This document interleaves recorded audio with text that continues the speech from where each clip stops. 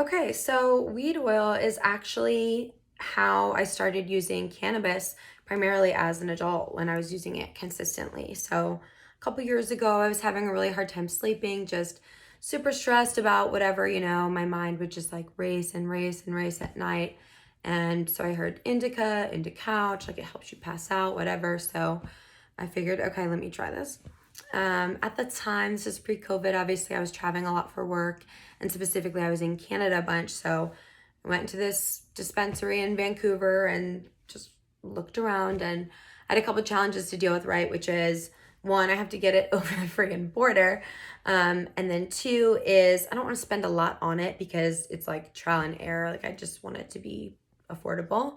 So I came across this tincture, and I have to say, I've been really happy with it, especially when you consider the cost, right? Like that is the number one thing for me that I think kind of reigns supreme. So to put it in perspective, this like oils are typically sold in a 1 ounce bottle, so that would be 30 milliliters. So for simple math, let's say the bottle is marked 300 milligrams. So that would mean for 30 milliliters, each one has 10 milligrams per of THC. So that's pretty good considering the price is usually around 70 bucks when you're at one of these dispensaries.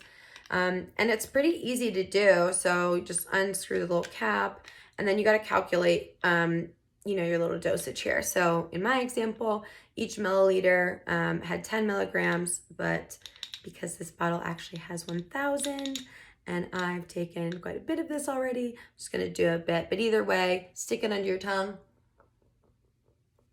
and you want to hold it there for about a minute if you can.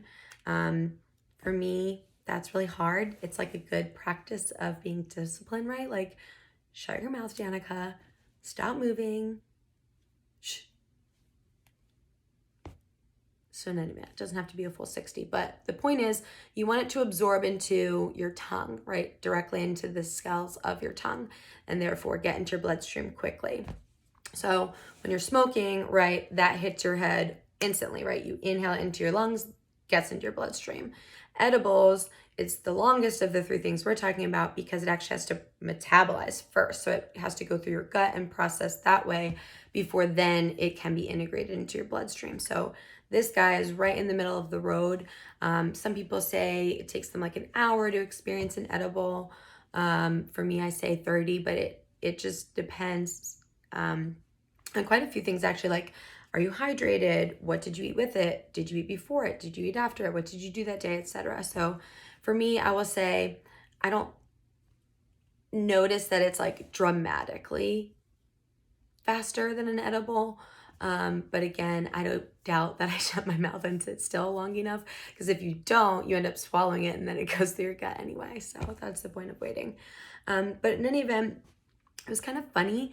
I bought this to treat insomnia, but in certain ways, I would say it made it worse. So for me, THC makes me super introspective, like really heady, whatever. So flash forward to COVID, and my mom gave me like some charcoal set.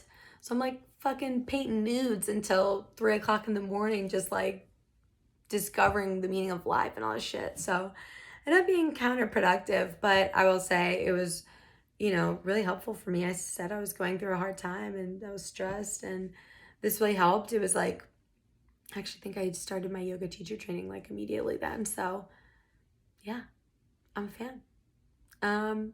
Trying to think what else I have to say about it. Yeah, it's not weird or gross. It's pretty efficient, right? You can travel with it, which reminds me of a funny story.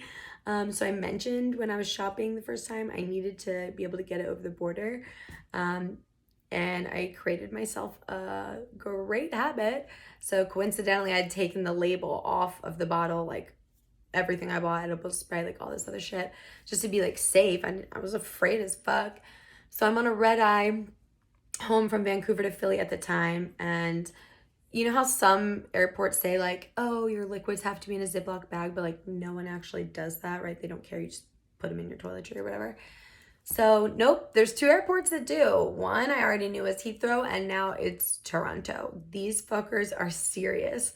I go into the line and this guy pulls my bag, and I immediately start thinking, shit, fuck, fuck, fuck, shit. and I'm panicking. And he one by one pulls everything out, looks at it, and moves on. And he's pulling one of these out of my bag and sees this like green plastic ring here, which, you know, he works for the Canadian government. He knows these are like fucking regulation kitty locks. So he just like pauses on it at the top and then just puts it in the bucket and I'm good to go. I literally was dying. I thought I was gonna die.